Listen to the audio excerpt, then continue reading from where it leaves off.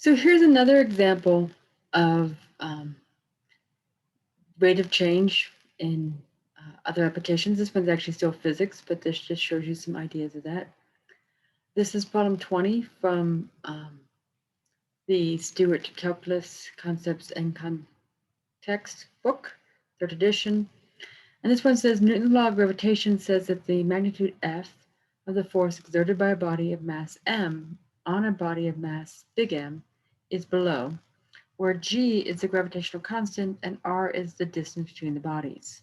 So the formula is F equals g m big M little m over r squared. And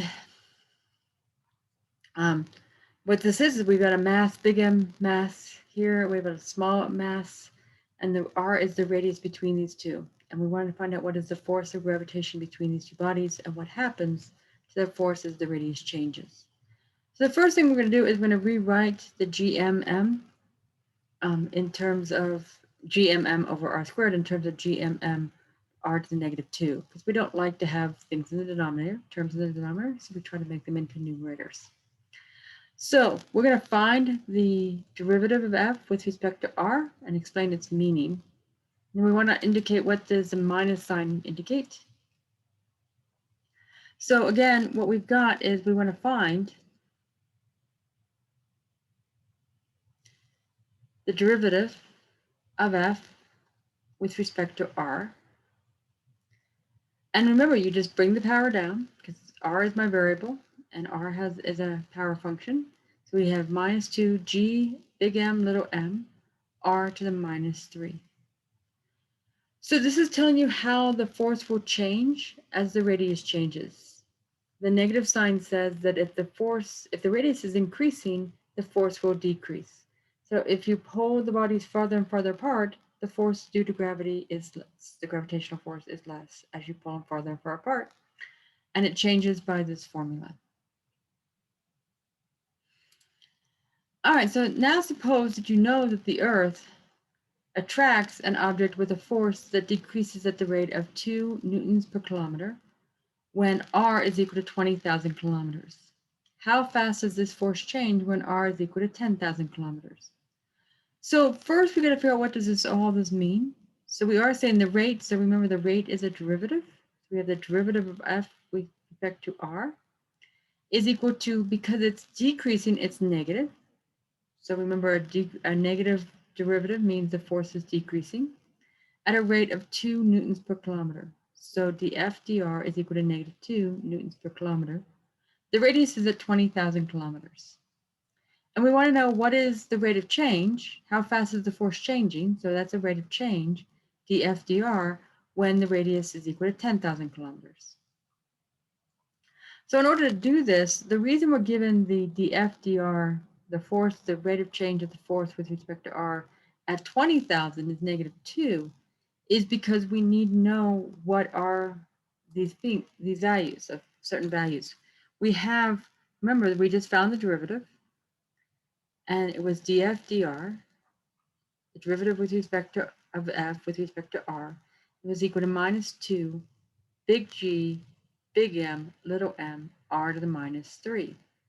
When we go to do this, we don't know what big G little m and little m are equal, big M and little m are equal to. We don't have any idea what those values are. We do actually know the G is the gravitational constant. Physics knows what that value is. They've been able to find it. Big M would be the mass of the Earth. We know what that is. As best as we can know most things. Little m is the mass we don't know, but I don't know what those values are right now. But I can find out what G big M little m are from the information I have. I know that at 20,000 kilometers, the derivative of f with respect to r is equal to negative 2. So I can actually go ahead and evaluate the derivative of f with respect to r when r is equal to 20,000. That's equal to negative 2, and that's equal to negative 2 G big M little m 20,000 to the negative 3. So remember this line here after the df dr just says evaluate when R is equal to 20,000. So we put 20,000 for R, and then we can solve this equation. We can actually solve this for what G, big M, and little m are equal to, because that's the only thing we don't know. We don't need to know what each individual piece is. We just need to know what that whole block is equal to. So we have big G, big M, little m is going to equal minus 2 over negative 2 times 20,000 to the negative 3. So now you just take out your calculator, you find out what that is. The negative 2's cancel. So you just have 1 divided by 20,000 raised to the negative 3. And that is 8 times 10 to the 12th.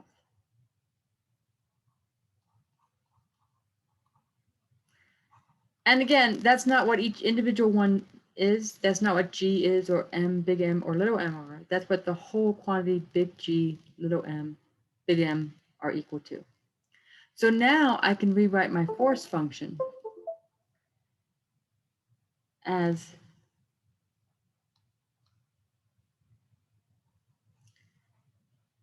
the derivative function, I should say. I don't need the force function, I need the derivative function because I want to know the rate of change, as negative 2 times 8 times 10 to the 12th times r to the negative third.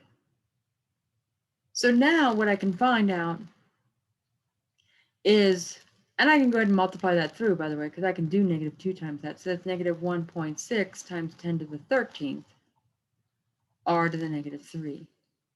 And then I can find out what df dr is, the derivative f with respect to r, I should say it that way, when r is equal to 10,000, because that's what I want to know. And as you can see, the only thing I don't know is the r in this. So I have negative 1.6 times 10 to the 13th times 10,000 to the negative 3 power. And so now I just take out my calculator again, and I multiply.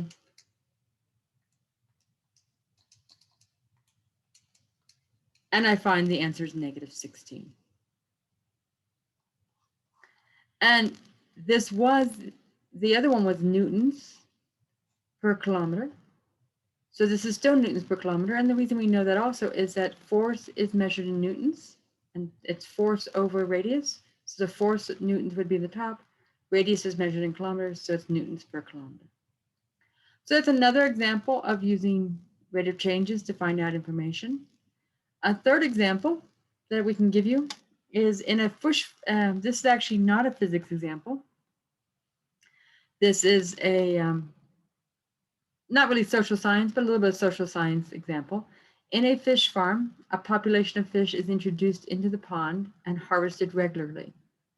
A model for the rate of change of the fish population is given by the equation dp dt. So the derivative of p with respect to t is equal to the derivative of p with respect to t is equal to r sub 0 times the quantity 1 minus p of t over p sub c. That quantity times p of t minus beta times p of t. Now let's figure out what all these things are. So first off, r sub 0 is the birth rate of the fish. So that's how often are the fish how often are the fish birthing. P sub c is the maximum population that the pond can sustain. In other words, this is the number of fish they can have before we start having some die-offs from the population being too big, not enough food, not enough space. This is also known as the carrying capacity. Beta is the percent of the population that is harvested. So R sub 0 is the birth rate. Beta is how much does the population actually get harvested, because that's the whole purpose of this, is to harvest them for food. Then P of t is the size of the fish population at time t. So the first question is, what does the value of dp dt correspond to for a stable population? So in other words, we want to know what is the rate of change of population over time for a stable population. Well, if it's stable, that means it's not changing. If it's not changing, then the rate of change should be 0. So we now know that the value would be 0. What we want to know is, what is the population at time t for a stable population? So we have our nice little function up here. I'm going to go ahead and write that function down here.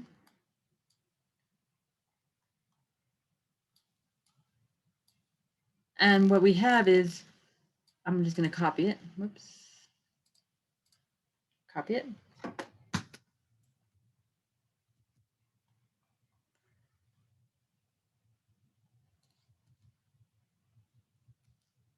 All right, so we have this as our function. So now we're going to put 0 in for the derivative with respect to time, and then we're going to try to solve for the rest of it. So we have 0 is equal to r sub 0 times 1 minus p of t over p sub c times p of t minus beta p of t. So first off, we might want to go ahead and multiply a few things out. So we have r sub 0. Actually, I'm wondering if we can do this. Yeah, I think we're going to have to multiply it out. So let's multiply it out. We have r sub 0 minus, times p of t.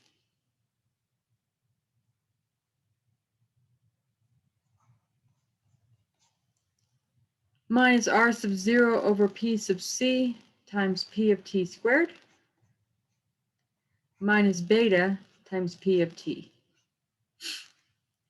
And basically we have a quadratic equation here, and we want to go ahead and factor this and solve this.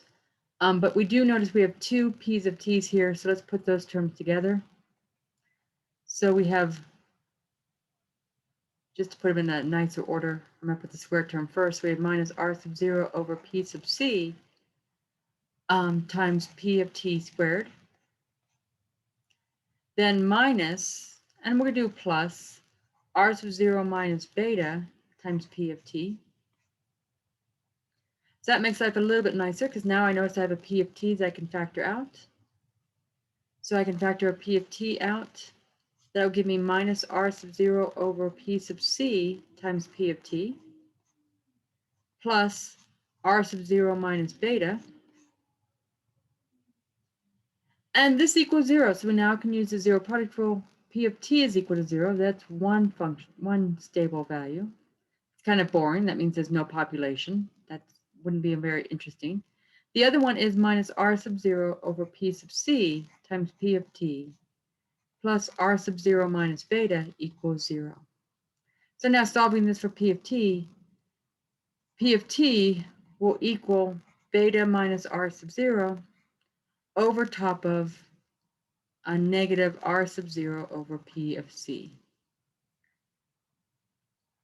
We can do a little bit more with this just to pretty it up a little bit. So p of t, take the negative sign from the bottom, put it through the top, so we'll have r0 minus beta again. We're going to multiply the top by p of c, multiply the bottom by p of c, which just gives me r0 in the bottom. So this is our function if we have a stable population. And what that means is that even though you're adding to it, you're putting more fish in, you are harvesting fish at such a rate that you keep a stable population, you keep the population not changing. Things will change if you are putting more fish in than you're harvesting, or you're putting less fish in than you're harvesting. So then things would change, you wouldn't have a stable population. But at the moment we have a stable population. So now let's go on to, if the pond can sustain 10,000 fish, the birth rate is 5%, and the harvesting rate is 4%, find the stable population value. So we just found P of T was equal to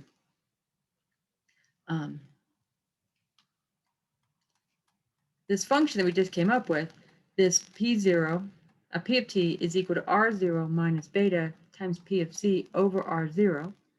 So I'm going to write that down. So P of T is equal to R0 minus beta times P of T over, sorry, not P of T, that should be P sub C over R sub 0. So now what you do is put all the values in. So the sustaining population, that's P sub C. The birth rate is 5%, that's R0. So we have 0.05. The harvesting rate, that's beta, so that's 0.04, because it's 4%. And P sub C again was the sustaining rate, and that was 10,000. And R0 again was the birth rate, and that's 0.05. So then you take out your calculator, you find out what that is.